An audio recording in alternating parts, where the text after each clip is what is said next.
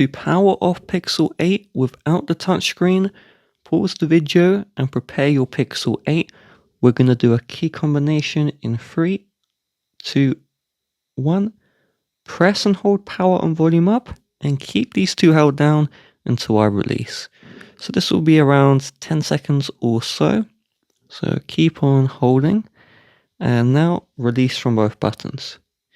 Now press and hold power and volume down and keep these two held down until we see fast boot mode. So this will take 15 seconds, but I'm going to cut out the waiting.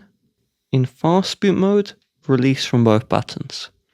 Now click the volume up button until this says recovery mode and click the power button to select. We will now see no command, so the command we need to enter is while holding the power button, click and release volume up. Now, click the volume down button and keep on clicking until you see power off, then click power button and now your Pixel will turn off.